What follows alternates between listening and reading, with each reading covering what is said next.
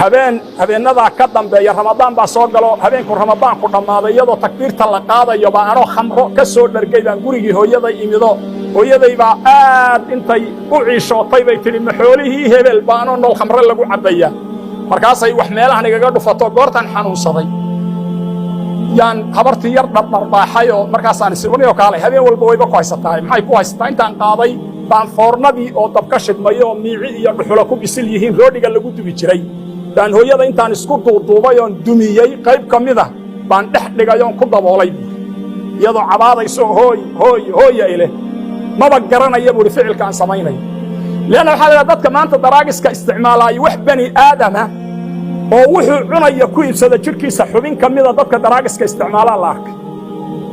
daraagiska dadka hadaad gaajoota maanta kolla ishaada gadan maysid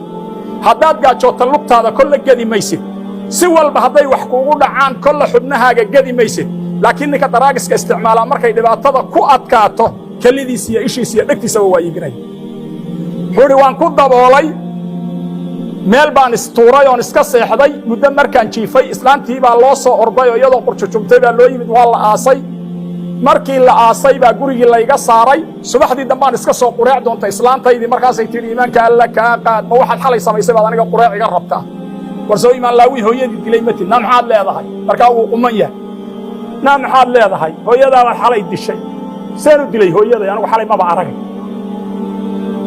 barmeeraad hooyada xalay dab ku riday baadan ogeyn oo intaad god ku riday waliba aad afka kaga dabooshay dhuxulaha ololay oo foorno ku shiday xalay hooyada ma ogin halkaan markaan marayay baan baraarugay buuri marka waxa ay gaaray markaasaan gartay markaasaan dadkii iyo addoomaha oo dhan ka cararoon isiri bal ilaahay caabudo bal inaad hadda soo noqon karta isku day 39 jeer markaan xajiyey yaa imaamka la odhan jiray Maalik ibn Diinaar ee taqiga ahaa caabidka ahaa maxaan ku dhahdaa salafkii ummadda ka midka ahaa Maalik ibn Diinaar baa xajka yimid xajka markuu yimid buu iyadoo Carafa la taagan yahay buu ilaahay aad u bariyay markuu ilaahay aad u bariyay baa wuxuu ku riyooday iyadoo haatuf la hadlayo qalbigiisa lagu soo riday inta ruux riyo ugu yimid baa wuxuu ku yiri dadka halkan taagan oo dhan ilaahay wuu dhaafay ilaa qof mooyee intaan naxay baan booday oo isiri buuri malaha deewaaba adiga alla ilaahu kaligay maanta ka ugu nasiib daran hayga dhigay waan orday oo waan cibaadaystay oo waan dadaalay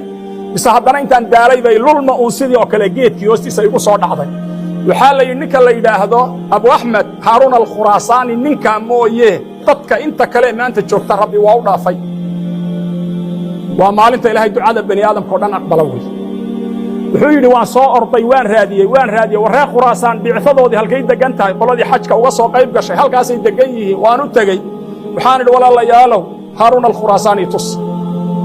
markaas la yiri Harun al-Khurasani miyaan ku tusnaaha waa ninka duqeehe cibaadaysanaya ooyaya salaada ku jira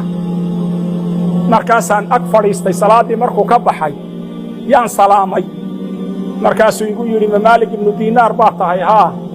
maxaa doonaysa bal ii waran markaasaan idhi buuri niyahow arrin la yaab laan arkay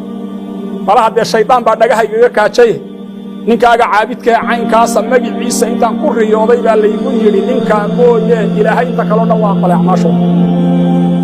soo garan mayse ka warran markaasuu intuu saa ii soo egay buuri waa nasiib darro aan qabo oo 39 jeer oo maanta ka horraysay baan halkan imid oo 39kii jeerba Carafa ruux baa intuu yimid igu yidhi adiga ilaahay kuma dhaafin oo waan kugu riyo waa markii afartanaad buuri Maalik oo waxa dhamaystiraysaa markaasuu bilaabay inuu ducaysto yiraahdo ilaahay qadadan adigu ii dhaaf yaa kaloo ii dhaaf inuu ilaahay u tabarruco aad subihi biyo aad u ilmay ilaahay oo gaftaasi way iga dhacday aan jahlin ba igaga dhacday cilmi la'aan ba igaga dhacday ilaahu hooyaday waxaan ku sameeyay kiis ogaa maana ahayn laakiin sababta ana lahaa waxa weeye Maalik ibn Diinaar wuxuu markaan isagii ka noqdoon muddo joogay maalmihii lagu jiray ayaamu tashriiq habeenkoodii habeen kamida oo mina u hoyday baan haddana riyoodo laygu yiri Ibrahim Harun al-Khurasani ilaahay waa u dhaafay waxa weeye xumaanta dambiga horta dambigu laakiin Abdullah ibn Abbas wuxuu ku tagay qofkii ilaahay agti toobad ma laha Soomaalian garan wuxuu yiri u heli mahayo waxaan ku fasiro khalidan fiiha wuu ku waaraya macnaheedu waarid أنا هين إنه ولي كجرا يهدو توبة ليهي إلهي خالدا ما يدهدين بول عبد الله بن عباس